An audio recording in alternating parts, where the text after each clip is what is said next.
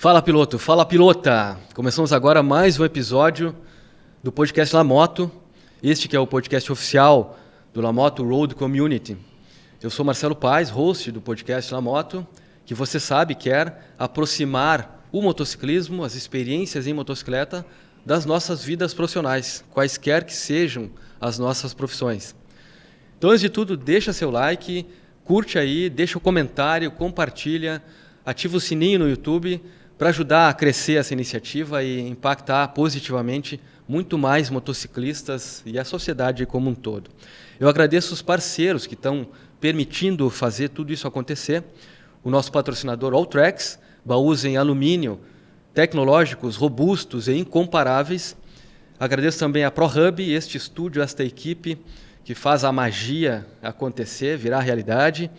Agradeço meu pai do céu, minha família, né, todo aquele que me dá apoio, nos dá apoio para que isso funcione bem. Se você também quer ser apoiador dessa iniciativa, faça contato com a gente e a gente conversa e vê o que fica melhor. E agora nossos convidados, uma dupla do barulho, Juliana e Jefferson Furstenau. É assim que pronuncia? Furstenau. Furstenau, eu achava que... alemão. É alemão, olha só que legal. Vamos falar também sobre isso aí, né? A Juliana, começando pela Juliana, administradora de empresas com ênfase em RH, né? Já tem aí 26 anos de atuação no ramo de veículos, segmento de veículos automotores, né? E recentemente recebeu um prêmio também, né? Como mérito em administração pelo CREA, pelo CRA. Conselho Regional de Administração Conselho Regional de Administração do Estado, né? E o Jefferson, 38 anos de atuação nesse mesmo segmento de veículos, né? Motociclista desde os 9 anos, né? Desde os 9 anos. Ninguém está chamando ninguém de velho, mas desde os 9 anos, Jefferson, é bastante tempo, né? Atualmente presidente do Sincodiv Fenabrave RS, né? Capítulo RS, né? Vice-presidente da ASOKIA, Associação dos Concessionários de Automóveis Kia, marca Kia. E vice-presidente também da Suzuki, da Associação dos Concessionários de Motos Suzuki, né? Duas rodas, né? Os dois, Juliana e Jefferson, né, são gestores de uma empresa familiar, são irmãos, isso nos alegra, né? A gente estava falando aqui antes nos bastidores, né? Essa possibilidade de falar com gente aí que trabalha junto e na mesma família, né? Bem legal, né? Uma empresa com 31 anos, né? De mercado, né? A Sun Motors, né? Concessionária Kia, autorizada Kia, carros e Suzuki Motos. É isso? Isso aí. Muito bem. Juliana e Jefferson aceitaram o nosso convite, a gente é muito grato por isso. Sejam muito bem-vindos ao podcast Lamoto.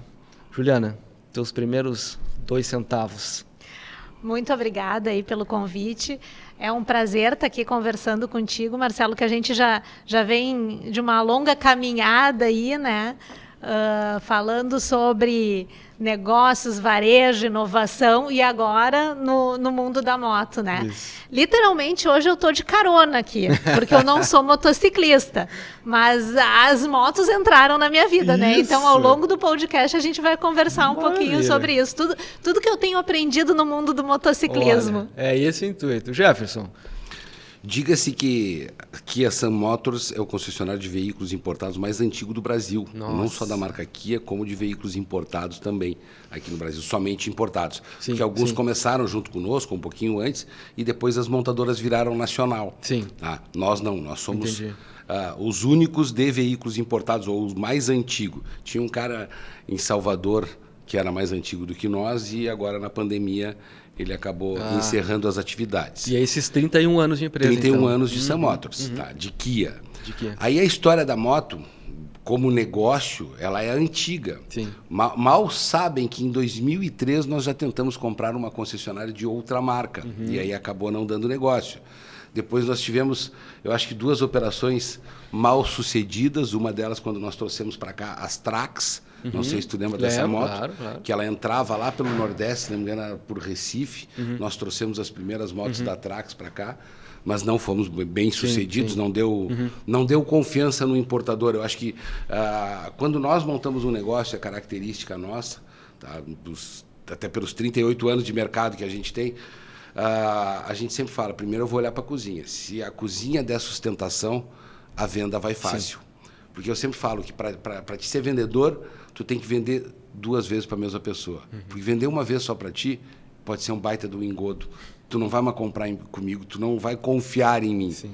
E se a minha estrutura de pós-vendas não for boa, se a minha cozinha não for boa, tu compra, usa e descarta. E o produto entra em um processo de depreciação. Perfeito. Então, sempre antes de montar um negócio, a gente procura olhar lá para a cozinha, que é o pós-venda que mantém a Sun Motors viva e sempre foi o foco da Sun Motors. Que legal, muito bom. Já uma aula aqui de início da manhã. Agora é amanhã aqui, gente. É a primeira hora da manhã e já está conversando sobre moto, sobre negócio, sobre mercado, né? Juliana, a gente já estivemos juntos num estúdio como esse, né? Só que estava invertido, né? Ou agora está invertido, né? Pois é. Agora estão te recebendo aqui, tu e o Jefferson, né? Juliana, como é que a moto entrou na tua vida, né? Não como pilota, assim, como alguém que anda de moto todo dia, ou viaja e tal, mas que trabalha com isso, né? Conta um pouquinho. Bom, eu acho que uma das coisas assim bem importantes é a gente se conectar com aquilo que a gente escolheu fazer na vida, né? E eu escolhi ser administradora, escolhi ser empreendedora. E isso é o que me motiva, isso é a minha paixão. E que nem o Jefferson comentou, nós sempre fomos muito atentos, né, às movimentações de mercado. Aqui é o que nos sustenta há 31 anos, é a nossa marca, mas muitas aventuras a gente teve ao longo dessa caminhada juntos, né? Essas questões assim de motos que o Jefferson já comentou. E aí surgiu a oportunidade da gente abrir a Suzuki Sun Motors, bem num momento muito complicado da economia aqui no Brasil. A gente brinca que a gente inaugurou uma concessionária de portas fechadas, porque a gente começou a Suzuki Sun Motors quando deu a segunda onda de Covid. Sim. A gente estava já com a data marcada de abertura da concessionária para o dia 11 de março e, de repente, vem um decreto que fecha as portas em Porto Alegre. Só que, ao mesmo tempo, eu acho que essa coisa do otimismo do empreendedor, né? A gente viu uma oportunidade muito grande ali, porque a gente viu uma movimentação de mercado muito forte acontecendo em meio à pandemia, que era aquela ascensão dos deliveries, era a necessidade das pessoas de terem liberdade, né? E a moto traz isso, traz essa liberdade. E algumas pessoas perdendo poder aquisitivo também, então algumas famílias, alguns casais que tinham que se desfazer de um carro e ficar com um carro e com uma moto em vez de 2 carros. E foi um movimento de mercado assim que a gente viu que era o momento de investir nesse mercado 2 rodas. Oportunidade, né? Uma oportunidade. Eu acho que isso dá para falar assim como sendo meu início de paixão por motos. E o segundo momento, que eu acho que é uma coisa que até hoje assim, me faz ter encantamento pelo mundo das motos, são os motogrupos, sabe? Essa coisa que nós somos uma empresa, nós somos uma família que somos muito alicerçadas no relacionamento, né? E essa coisa do mundo das motos, dos motogrupos, das pessoas se unirem para fazer um passeio, para desvendar locais, para buscar aventura, para se reunir para tomar um café da manhã, né? E isso é uma das coisas assim que o mundo do motociclismo assim me encanta. Que legal, isso dá para trazer para o negócio, né? Te aprende com segmentos e joga, né? Exatamente. Às vezes um negócio que não é relacionado a motos também, né? Mas você começou com 9 anos. Como é que é essa história? Hoje a gente vê alguns pilotos, né? Muitas vezes que as crianças começam muito cedo mesmo, né? Andar numa motinha e tal, né? Mas não foi o caso. Você não é um piloto de competição. Primeiro que meu pai sempre gostou de moto. Meu pai teve lambreta, tá? E nós temos uma irmã mais velha também. E aí o pai sempre incentivou que a gente andasse de carro, aprendesse a andar de carro cedo, andasse de moto e tal. E lá pelas tantas ele compra uma Alpina. Alpina. Tu não sabe nem o que é. Tem gente que não conhece a Alpina, eu sei o que é. A Alpina era uma concorrente da Garelli, da Mobilete, era aquelas... Ciclomotor, né? Ciclomotor, uma bicicleta com motor, vamos chamar assim, sim, né? Sim, com pedal, há 2 né? tempos, tá? Com pedal, com inclusive. Pedal, inclusive. Exatamente. E, na verdade, ele comprou muito mais para minha irmã usar. Só que minha irmã não se adaptou, não gostou, então eu... Dá aqui para mim e eu fiquei de moto. Mas a primeira moto mesmo que eu tive foi uma RX 180 da Yamaha. Bela moto. Tá? Uma baita de uma moto. Na época, obviamente, era apaixonado por ela. Eu acho que acima dela só tinha CB 400. Tá? Né? Nesta época que a gente está falando. E algumas aventuras de moto, assim, para te comentar. Foi apreendida pela polícia uma época lá nós estamos falando de 1990 e alguma coisa. Uma Honda CBX 1050, aquela que tem 6 cilindros. Sim. Tá? E um amigo meu de Santo Ângelo, comprou essa moto e ele não conseguia equalizar os carburadores. E aí nós fizemos, e essa história é interessante contar, porque aí nós fizemos um negócio, eu dei um Monza para ele, peguei a moto, vim de Santo Ângelo para cá com a moto em 4 cilindros. Se deu bem nesse negócio aí? Não. Trocou um Monza baita de um negócio, tá?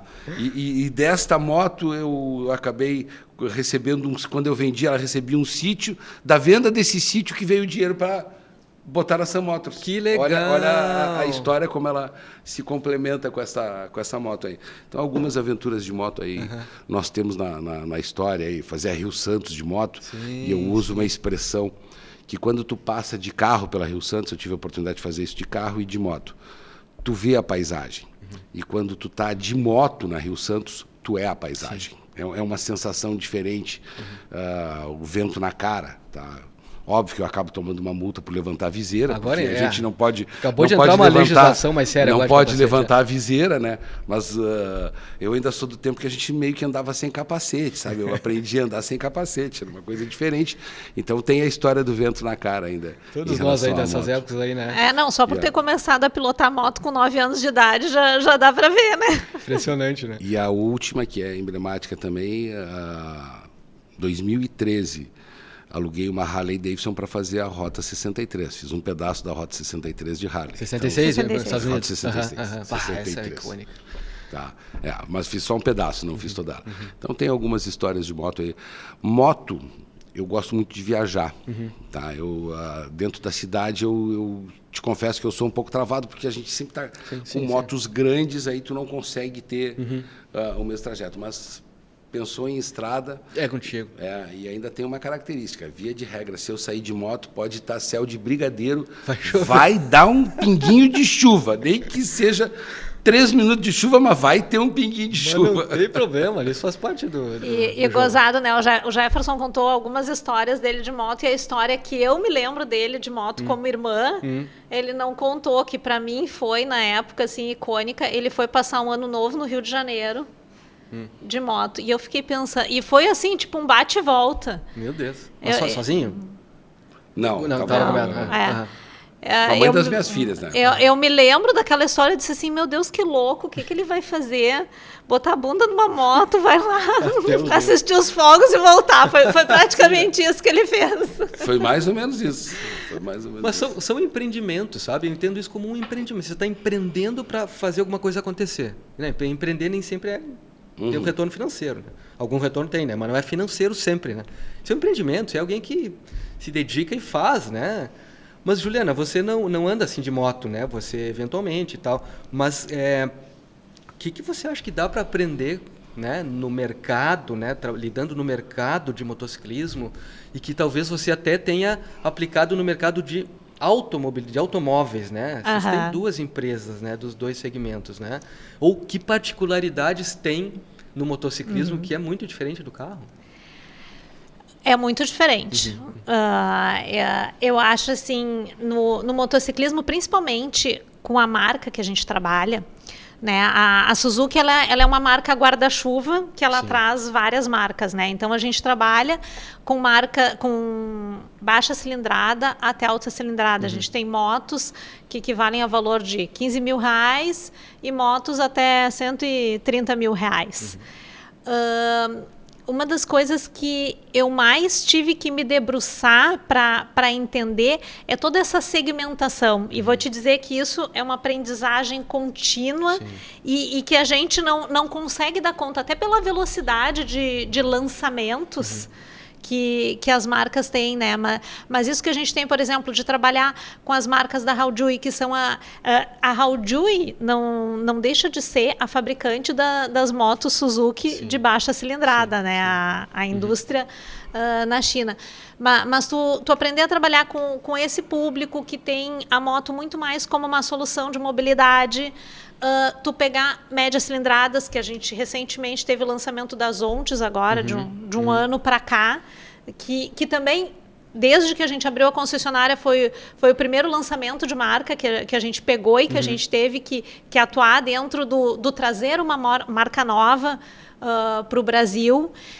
E as motos da Suzuki, que já são motos consagradas, que trabalham esse público da alta cilindrada. Eu acho que isso é uma das coisas assim que mais me desperta aquela busca do conhecimento, de estar sempre tentando entender, enxergar e ver como é que a gente vai atingir cada público, que tipo de ativação que a gente vai fazer para conquistar. E dentro de tudo isso, levar o jeito Sun Motors de ser. Porque... que nem tu disseste, é um pouco diferente ter uma empresa familiar, ainda mais no nosso ramo hoje. Sim. Porque, que nem o Jefferson disse, nós somos a concessionária de veículos importados mais antiga do país.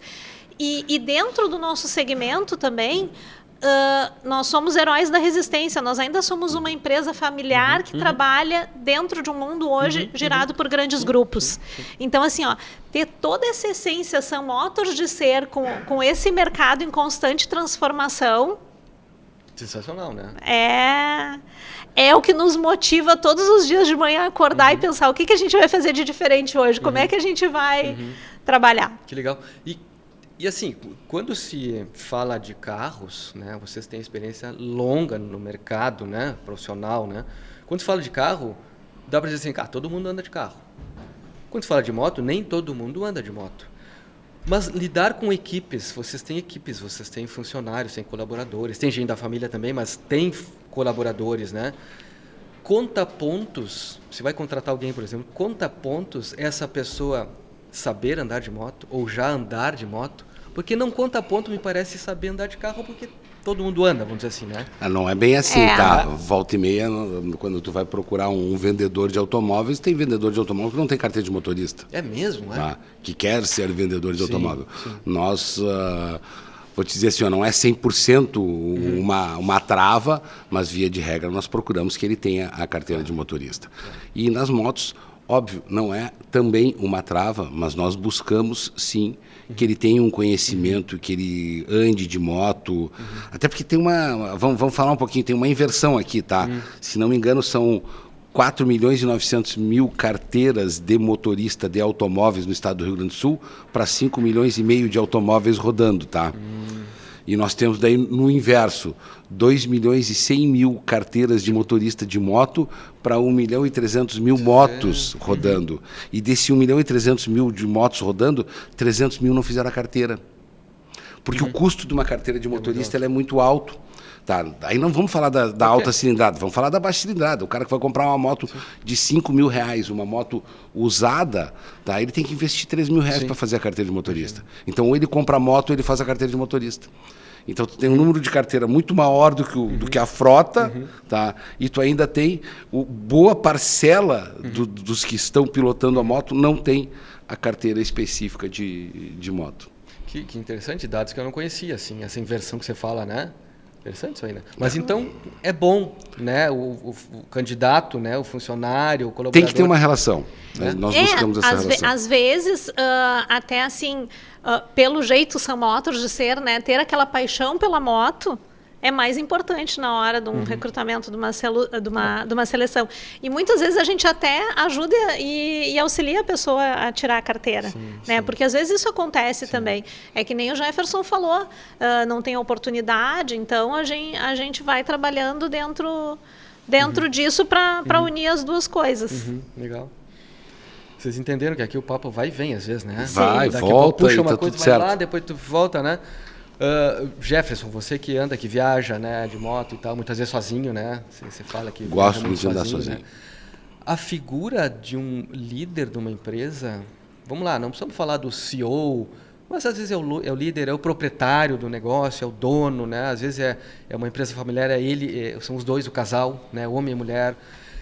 Mas a figura do líder, ela tem esse ícone de ter que tomar as decisões muitas vezes sozinho, né? Empresas grandes ou bem estruturadas, não é o tamanho, né? Mas bem estruturadas, sólidas, né? Às vezes tem que tomar a decisão sozinho. Cara, o que eu faço agora? E é eu que tenho que tomar a decisão. Eu, líder, eu, dono. Como é que é numa empresa familiar, né? Vocês lidam juntos com isso, né? E andar de moto, né? Eu estava querendo fazer essa conexão. Andar de moto, você tá na moto, você pode ir viajar, você está sozinho, mas você não está sozinho sempre, né? O outro Ideraldo, outro colega de mercado que nós temos aqui, né? Ele, cara, eu viajo sozinho, mas eu não estou nunca sozinho. Encontra alguém, conhece alguém e tal. Mas como é que é essa coisa de liderar um negócio e tomar essas decisões? Que relação tem com o motociclismo? Eu fiz uma brincadeira aqui, que é o cumprimento do motociclista, quando a gente cruza na estrada, né? Enfim, por isso que tu acaba não estando sempre sozinho. Bom, como é uma família, a nossa via de regra, a nossa decisão é por colegiado.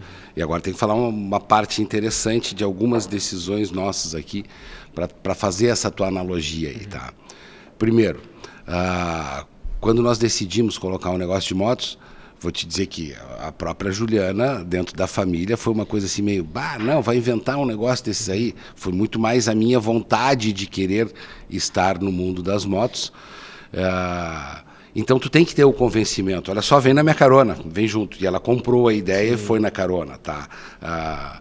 Quando a gente falou de colocar um negócio de motos. Aí vem a história assim, ó, junto com a Suzuki.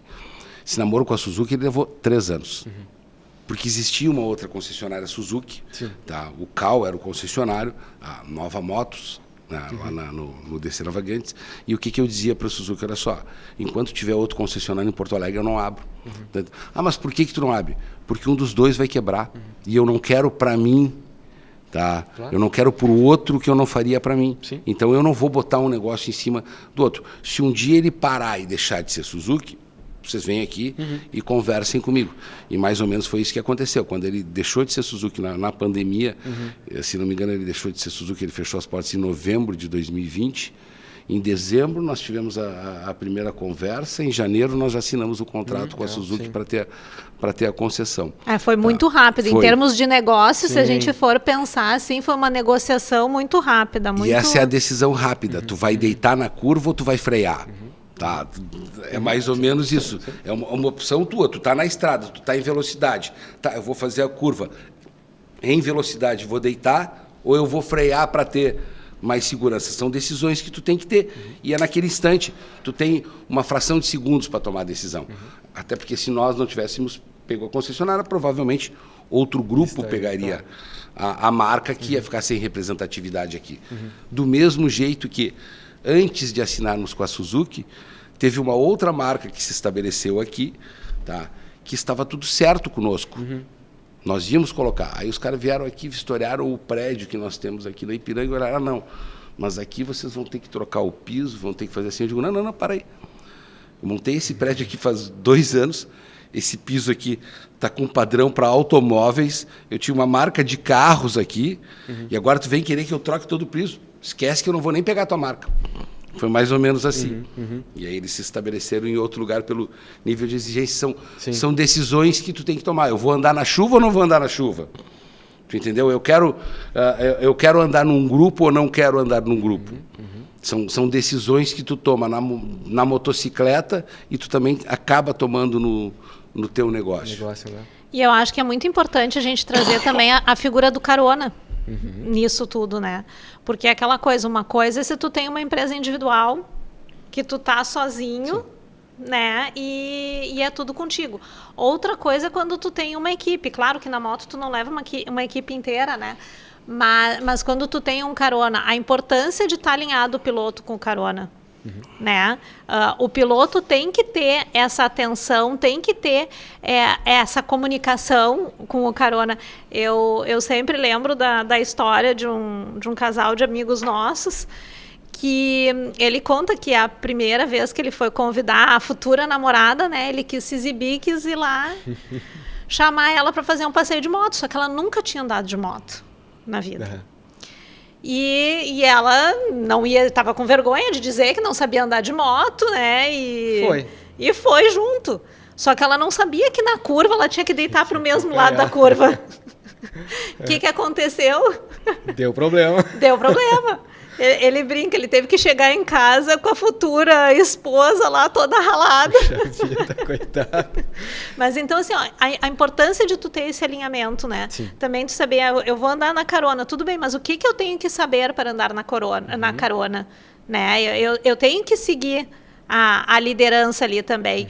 É aquela coisa, tu vai comunicar no meio do caminho, o temporal tá vindo, nós vamos enfrentar, vamos lá, vamos embora.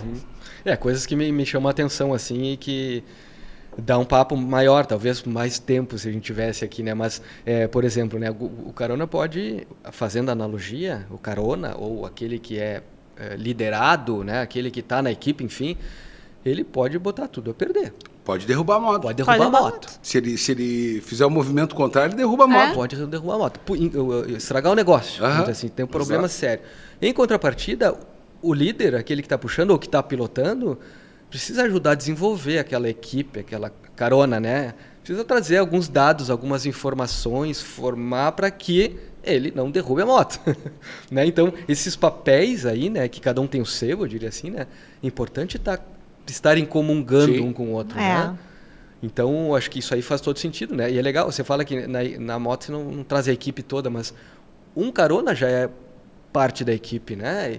E essas analogias são fundamentais para a gente, talvez, aí tá costurando conversas e negócios. E tu pode não trazer a equipe inteira em cima da tua moto, mas daqui um pouco tu traz a tua equipe em outras motos. E aí vem o detalhe. Tá bom, começou a cair água, desabou o mundo. Ah tá, eu tô numa Big Trail, vamos enfrentar a chuva. Tá, mas tu tá numa moto pequena, numa moto 150 cilindradas com pneu fino. Tu vai conseguir me acompanhar na chuva? Então eu também tenho que dar condições para esse motociclista que vem atrás poder fazer o mesmo trajeto que eu na mesma velocidade. Senão também vai dar errado. Tá? Então eu acho que quando tu fala de liderança e essa analogia com o motociclismo, ela tem muito isso. Se tu vai num grupo, tá bom, vamos seguir viagem ou não vamos seguir viagem? Se tu tem o mesmo perfil de moto, ok, todo mundo vai estar na mesma condição. Tá? Vai só da habilidade do piloto. Tá? Agora, quando tu tem motos diferentes, tá? São tratamentos diferentes. Claro. E o imprevisto, hein? O imprevisto no negócio, assim, na moto você muitas vezes se depara, você tem que tomar, ainda está imprevisto, algo que não estava planejado, furar pneu, ou um caminhão vem de lá, né? E como é que você tem que tomar as decisões, às vezes assim, né? Às vezes não é a decisão mais certa, talvez é a mais adequada para aquele momento, se fosse no outro momento você faria diferente, né? O que se aprende a partir daí, né, que você joga no seu dia a dia, né? Imprevistos com a equipe também, né, com o mercado, com a concorrência, né? Acho que todo mundo lida com imprevistos aí, né? A gente falava numa outra conversa aqui, tem o imprevisto e tem às vezes a necessidade do improviso. Né? Você tem que estar improvisando, né? Às vezes você quebra um manete lá, caiu com a moto, quebrou um manete, cara, tem que dar um jeito de seguir. Como é que você improvisa assim, né? Numa empresa familiar acontece muito isso, essas questões relacionadas a imprevisto ou ter que improvisar também? Várias e várias vezes, tá? E aí é aquela história da decisão, tá? Surgiu um imprevisto, o caminhão passou e te jogou óleo no capacete. Se tu passar a mão, tu vai lambuzar. Quem já não passou a mão? Tá? Porque tu recebe aquele jato ali, então tu também erra, tá? Outra coisa que é importante, não são só os imprevistos no negócio. O negócio, ele não é feito de um prédio e de motos, ele é feito das pessoas que estão lá. Tá? Alguém faltou, ou alguém resolveu sair, alguém não está contente, isso também é um imprevisto que tu tem que ter uma decisão rápida para corrigir. Mas uma das coisas mais importantes que eu vejo no negócio é o alinhamento. Não adianta tu querer andar 150 por hora numa moto de baixa cilindrada. Tu tem que determinar a velocidade ou o alinhamento do teu negócio conforme a capacidade da tua equipe e aquilo aonde tu pode chegar, ou a velocidade que pode dar essa moto. É a mesma coisa, vou decidir andar na chuva com uma moto com pneu fino. É um risco. Então, tu tem que estar sabendo administrar esse risco do improviso. Eu acho que falar de imprevistos, assim, para nós aqui no Sul, não tem como a gente não remeter à enchente, né? Que foi um imprevisto, assim, completamente incalculável, digamos assim, né, pro mundo dos negócios. Eu acho que todo mundo que tinha negócios nas regiões que foram atingidas, assim, jamais imaginava passar pelo que a gente passou. E nós fomos diretamente atingidos por esse imprevisto, né? Nós tínhamos a loja na Avenida Ceará. Sim. E nós optamos em encerrar com a loja. Justamente, eu acredito muito, né, nessa situação, que nem o Jefferson comentou, do alinhamento, da gente saber qual é a nossa capacidade e o que a gente vai conseguir fazer, e às vezes saber que o recuar é tão importante quanto o acelerar. Né? Às vezes tu saber que é momento de dar uma parada, de sentar, organizar, tu vai ter que fazer um ajuste na tua moto no meio do caminho para conseguir seguir viagem. Né? Ou uma revisão, né, Juliana? Ou uma Tá revisão, dia, exatamente. Né? E para tu conseguir medir como é que tu vai conseguir voltar aquela jornada, como é que tu vai conseguir voltar a acelerar, que tamanho que a gente vai seguir em frente, né? E isso eu acredito que na vida de empreendedores, assim, a nossa família, eu e o Jefferson, é uma das coisas que a gente é meio gato escaldado, assim, quantas vezes a gente diminuiu, quantas vezes a gente ampliou, a gente chegou a cruzar a fronteira e ter uma concessionária no Uruguai. Para a minha vida profissional, eu acredito que isso tenha sido um dos maiores desafios da vida, e eu acho que isso tem uma questão muito linkada a essa questão da aventura da moto, sabe? Talvez se tu for conversar com outras pessoas, assim, por que vocês fizeram isso? Né?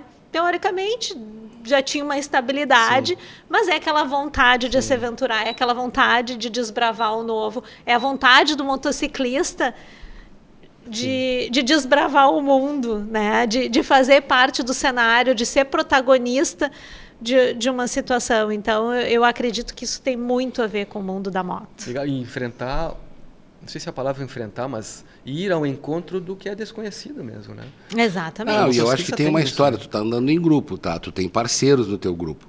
A história do Uruguai, além de ser um desafio para nós, que foi uma coisa fantástica, que começou como uma brincadeira, começou com uma exposição de carros da Kia em Punta del Este, onde tinha o pessoal do Uruguai, da Argentina e do Brasil. Pela proximidade, perguntaram, vocês podem fazer a exposição no Uruguai? Podemos, tá bom.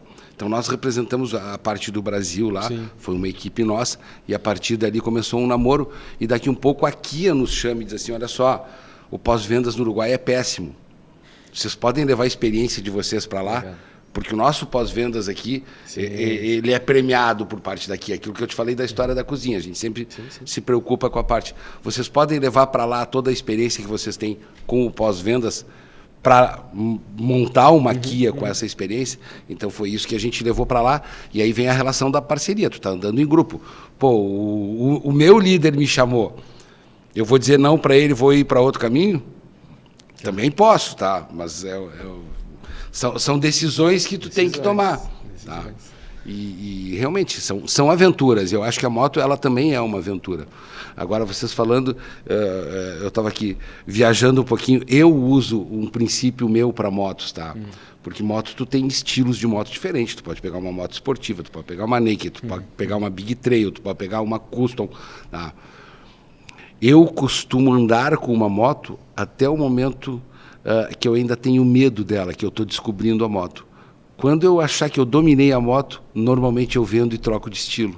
Aí todo mundo me pergunta, por que tu faz isso? Eu digo, eu não tenho freio, eu gosto de andar.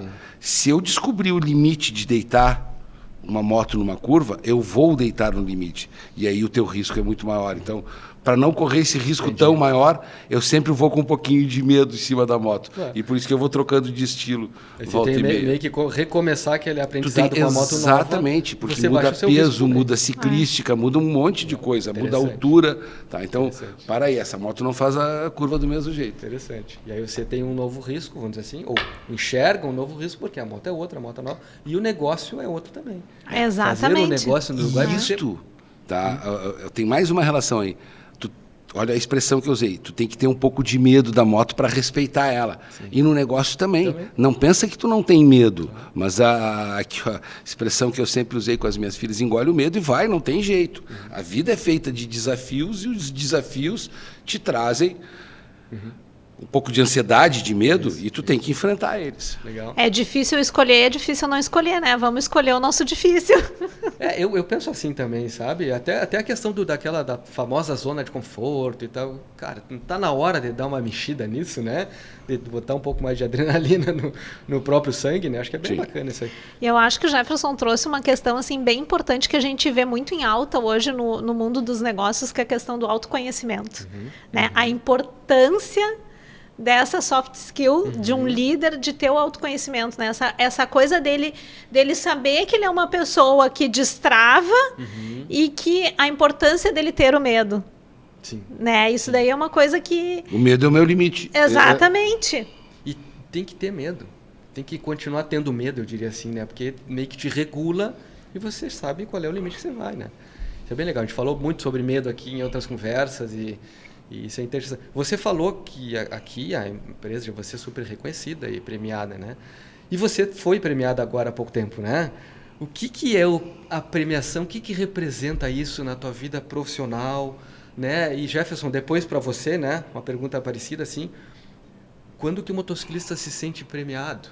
Não o piloto, aquele que vence corrida, mas o motociclista, nós. O que representou para você, Juliana? Reconhecimento, eu acho que isso é uma coisa que a gente sempre busca, né, de um trabalho de longo prazo. A gente tem, né, eu como pessoa, o Jefferson, a família, a empresa, que é um pouco difícil de separar tudo isso, né? Essa busca constante pelo aprimoramento, pela melhoria, pela consistência. A gente procura sempre trazer os nossos valores familiares para dentro da empresa. E eu acredito muito nisso, essa questão de ser reconhecido pelo que tu faz. Nem sempre tu ser o melhor, nem sempre tu estar na ponta, mas tu ter uma constância naquilo que tu entrega. Eu acho que é muito importante. E a gente sabe que isso são momentos na vida, né? Que passa essa euforia do reconhecimento e a gente tem que seguir trabalhando e tem que seguir em frente. Mas foi muito legal, assim, ter esse reconhecimento por parte da profissão que eu escolhi para a minha vida, que é a administração, né? Legal. Parabéns de novo. Obrigada. Parabéns. Como é que o motociclista se sente premiado? Motociclista se sente premiado. Eu acho que é um desafio tu botar um ponto de chegada e chegar lá. E aí vai da característica de cada um. Eu controlo muito tempo, então eu quero chegar na praia às 2 horas da tarde, tá? Então já é uma vitória, tu já é um prêmio, tá? Tu encontrar os teus amigos andando de moto é um outro prêmio. Mas tu falava em prêmio, até vamos comentar uma coisa. A Suzuki aqui no Brasil, ela fez uma ação no dia 3 de maio, onde estabeleceram 5 prêmios aqui para o Brasil, para as concessionárias de motocicletas aqui. Desses 5 prêmios, a Sun Motors levou 3. Puxa. E nós não pudemos nem divulgar eles, porque não dava. Nós recebemos eles no dia 3 de maio, que foi o dia que deu a enchente aqui. Tanto que eu estava em Jundiaí, eu estava na sede da Suzuki, no dia da inundação. Até foi interessante, até vou comentar algumas coisas em relação a isso, porque eu estava lá, recebi uma ligação, vai inundar, evacua a loja da Ceará. Aí conversei com a Juliana, conversei com o gerente que estava lá. Não vai. Sabe aquela coisa? Sim. Vai, mas não vai. Tá, aí, sei lá, que horas se resolveu 2 horas da tarde, a gente pegou o primeiro carro e começou a levar gente lá para puxar tudo que tinha dentro da loja. E não tinha guincho, a gente nunca fez isso de trazer um carro 0 km rodando de lá, da Ceará até a Ipiranga, mas aquele dia era uma exceção da exceção. Mas, enfim, não deu para tirar tudo. Nós perdemos carros e nós perdemos motos. Aí vem uma outra decisão. Tá, que também é uma decisão empresarial e que é a decisão do motociclista também. Tá? Tu vai ir pelo lado seguro ou tu vai ir pelo lado? Vamos perder dinheiro ou não? As motos que nós tivemos alagadas, foram 10 motos que nós tivemos alagadas lá. Vamos recuperar e vender? Eu digo, poxa, eu como comprador gostaria de comprar uma moto que foi recuperada de uma enchente? Não. Acho que eu jamais perdoaria a empresa, tu entendeu? Sim. Aí vem a história do que eu te falo, que vender uma vez para ti é muito fácil. Nós optamos por pegar todas as motos, tá aqui, vamos dizer, olha aqui, ó, elas foram alagadas, 50% do preço, 60% do preço, cada moto teve o seu destino, né? Mas franqueza, e na nota fiscal está escrito que essa moto foi avariada, que não tem garantia, tu entendeu? Para não vender gato por lebre. Claro. Essa decisão a gente tomou com as motos, essa decisão a gente tomou com carros também, aquilo que a Kia não trocou, porque a Kia trocou vários carros nossos também, que ficaram alagados, os carros 0 km, ela trocou todos os nossos carros. Mas também são decisões empresariais e também são as decisões do motociclista. Nós vamos arriscar até o final ou nós vamos pelo lado seguro? O lado seguro, pode ser uma perda. Pode ser uma perda, mas a perda tu recupera. Isso. Tá? E o arriscar tanto, tá? O teu nome tu não recupera, a tua vida tu não recupera. Tá? Eu acho que essa é a analogia que dá para fazer com o que aconteceu aqui também e com a história de tu estar andando de moto. Eu percebo esse tipo de discurso que vocês trazem aqui, muito próprio de empresa familiar, sólida, uma jornada correta, eu diria assim, sabe, ética, né? Por que o mundo não está mais assim, né? Por que tem que ter, vamos dizer assim, tem que ter uma empresa familiar para dar um exemplo, né? E a gente vê outras coisas que não, vende assim, toca, nem fala que foi alagado. Dá uma arrumadinha, bota aqui no meio das motos zero e vai embora. Não vão perder dinheiro, não, mas não é uma questão de perder dinheiro, é uma questão de, se tu descobrir, eu vou perder uma imagem que eu levei 30 anos para construir. Perder muito mais do que o dinheiro daquele veículo, daquele produto, né? Exatamente. O sobrenome, você falou que é alemão, né? Não vou arriscar aqui errar de novo, né? Essa origem de vocês, né? Sempre proporcionou... Vocês têm outras histórias na família de trabalharem juntos, assim, em família? Ou esse aqui é o primeiro caso das lojas, das concessionárias? Nós, família, sempre trabalhamos juntos, né? Mas antes, assim... Vou brincar, ela foi minha estagiária, tu não sabe, mas ela foi minha estagiária.Ela estava na URGS e ela veio lá. Essa eu tenho que contar. Tá, vai fazer o primeiro estágio, vem para dentro da Sam Motors, ponto, fazendo estágio na empresa familiar. E aí daqui um pouco dá uma confusão lá no financeiro da empresa, na contabilidade. Eu acho que a Juliana tinha uns 3 meses de empresa. Eu digo, Juliana, eu só confio em ti, vai lá e assume todo o financeiro. Tá, mas foi mais ou menos assim. Então, assim, ó, ela... Sabe a moto que não pegou na batida, não pegou no pedal e tu tem que fazer ela pegar no tranco? Pega no tranco, vai embora. Sim, isso aí. Mas é um aprendizado, né, Ju? Não, e eu acho, o Jefferson falou inicialmente ali que ele ganhou a moto com 9 anos de idade e tal, porque a gente já tem toda esse histórico familiar do nosso pai, né? O pai foi sócio de uma concessionária de veículos, sócio minoritário, e é um sonho de família ter a concessionária própria da família. Então, assim, ó, isso sim é um histórico familiar. E era uma coisa, assim, que a gente... Eu me sinto, assim, que eu já nasci no mundo do automóvel, sabe? É uma coisa, assim, que eu não consigo muito bem separar quando é que isso aconteceu, quando é que não aconteceu. Que legal. Então... E aí são as opções. Eu falo a mesma coisa. O pai vendeu DKV, tá? E lá, quando eu tinha meus 12 anos de idade... tu tem 3 meses de férias, tu só vai ter 2 meses de férias se tu ficar 1 mês trabalhando dentro da concessionária. Então, sempre o dezembro eu tinha que trabalhar dentro da concessionária.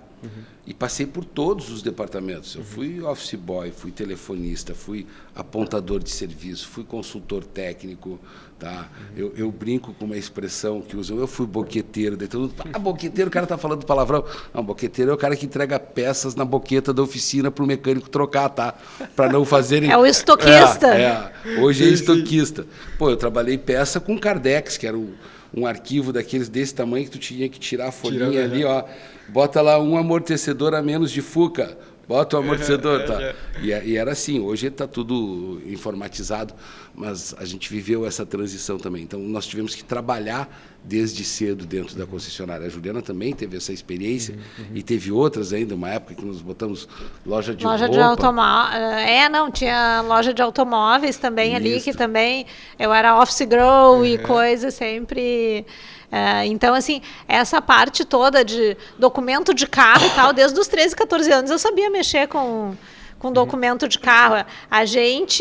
O Jefferson deve ter sido ali também com os 13, 14 anos, começou a dirigir, eu com 15...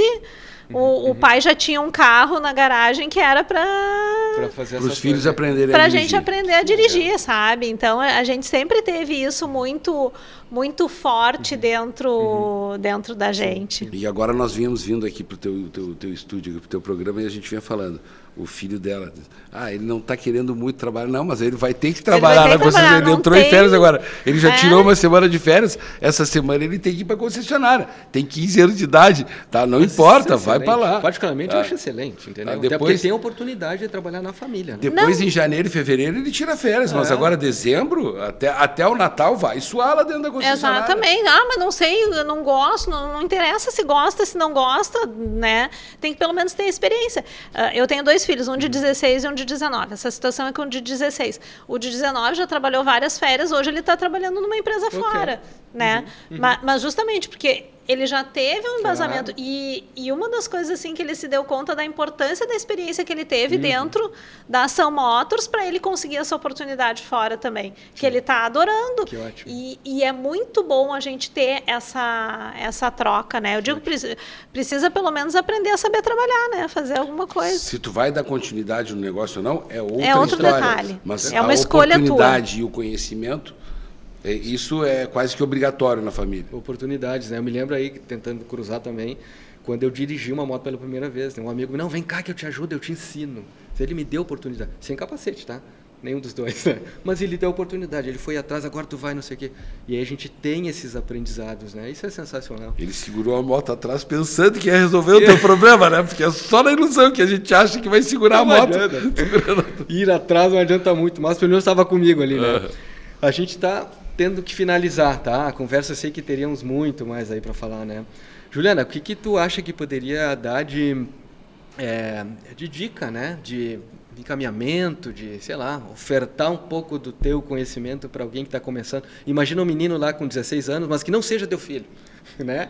Que não seja teu filho, né? O que tu poderia dar? E depois o Jefferson também, se puder trazer um pouco dessa experiência com motocicleta, né? O que vocês diriam para alguém que está começando a sua vida profissional, talvez a sua vida de motociclista também? Bom, eu... Assim, a primeira coisa que eu digo sempre, foca no que tu gosta, no que tu é apaixonado, no que tu enxerga o futuro à frente, né? Não tenha medo de experimentar, eu acho que isso é muito importante. Muitas vezes, tu experimentar e não gostar já é um começo de decisão, eu acho que isso é muito importante. E uma das coisas assim que a gente tem, o Jefferson como presidente do Sincodiv aqui no Rio Grande do Sul, FenaBrave, ele está fazendo um trabalho muito legal, assim, de muitos números que ele está trazendo. Essa entidade, ela é uma entidade que ela abrange automóveis, comerciais leves, ônibus, caminhões, máquinas agrícolas e motos. E a gente vê o potencial de crescimento que a gente tem do mundo das motos aqui no Rio Grande do Sul. Então, assim, um recado que eu deixo é esse: vamos mudar essa configuração do Rio Grande do Sul, vamos estar à frente, vamos buscar esse número e marcar essa presença e com a consistência, com a vontade, com a garra dos gaúchos aí de aparecer nesse número. Legal, muito bom. Falar duas coisas. Eu acho importante, e nós temos trabalhado isso tanto como Sun Motors, como sindicato hoje, como entidade, nós temos trabalhado isso de forma intensiva, é na formação de mão de obra. Tá, nós fizemos agora há pouco um convênio com o Pão dos Pobres, onde a gente tem ajudado, inclusive dentro da nossa concessionária de motos já tem um jovem aprendiz, um menino que está estudando no Pão dos Pobres. Nós temos uma instituição que nós cuidamos também, que é uma instituição de educação infantil, mas sempre visando trazer essas crianças, esses jovens meninos, aí, né? Jovens, para a oportunidade do primeiro emprego. Ótimo. Então, a oportunidade está aí. Deixo um outro recado aqui, tá? Que aí não é para as altas cilindradas, mas o motoboy ganha muito bem, tá? O cara que quer trabalhar ganha muito bem. Sim. A gente tem uma falsa ilusão, não, esse cara não. O cara que realmente quer trabalhar como motoboy, né? Que tem dedicação, que usa aquilo como emprego, esse cara ganha bem, tá? E uma outra coisa, só para deixar o meu recado final aqui. Rio Grande do Sul. Venda de automóveis, comerciais leves, caminhões, nós somos o 5º estado em venda. Venda de motos, qual é a nossa posição? Poxa, lá na rabeira. 18º. Então. Tá, nós temos menos de 2% de participação na venda nacional de motos, enquanto na venda de automóveis, comerciais, nós temos 5% de participação. Então tem um campo muito grande para crescer. Tem um problema de clima? Tem. Mas Santa Catarina tem um clima igual ao nosso. O Uruguai é pior do que nós. Tá? O que eu vejo é que nós temos que abrir a mente do gaúcho ainda em relação à moto. Tá? Tem que desmistificar. E nós temos que ter alguns pequenos ajustes, investimentos como motovias, como se é para cobrar o pedágio das motos, que eu acho que não deveria ser cobrado, tem que ter um guichê específico para a moto, que tu possa passar sem precisar te desmontar, que dê... tá aqui o capacete, que dê um enfoque maior para o aspecto segurança do motociclista, tá? Porque isso também já vai desmistificar esta trava do gaúcho, essa coisa enrijecida e envelhecida do gaúcho de pensar como antigo. Tá? A gente tem que saltar dessas duas travas aí. Eu tenho convicção de que o mercado de duas rodas pode crescer muito aqui no estado do Rio Grande do Sul ainda. E nós podemos buscar, assim, rapidinho está aí próximo de 4% de participação, que seria o dobro do número de motos vendidas hoje. E acho que esse é o papel de toda a comunidade motociclista, não é só do vendedor, do revendedor, da concessionária, né? Esse negócio de abrir a mente, como tu falas, a gente tem esse propósito também. O Lamoto também quer contribuir e colaborar com isso, né? Então é isso que a gente busca também. Acho que se a gente puder fazer isso juntos aí, melhor. Olha aqui, eu não sei a idade dele, tá? Mas nós estamos dois velhos aqui que estão andando de moto, gente. A gente pega o final de semana para andar de moto. É isso aí. Todo dia, se for possível. Mas, Jefferson, vocês também apoiam, a Suzuki Sun Motors apoia aquela formação de jovenzinhos pilotos lá com Carlos Barcelos, né? Sim. Esse é o tipo de iniciativa que também é muito bem-vinda. E a gente vai ter oportunidade para falar disso também numa outra ocasião. Gente, muito obrigado pela vinda de vocês. Sensacional, adorei, fiquei muito feliz aí e faço votos que prosperem ainda mais, né, os negócios, né, a vida familiar aí, os negócios em família. Muito obrigado e vamos com tudo. Gente, obrigado. Curte lá, acompanha, né, compartilha com quem anda de moto, com quem toma decisões na sua vida profissional também. Tamo junto, abraço.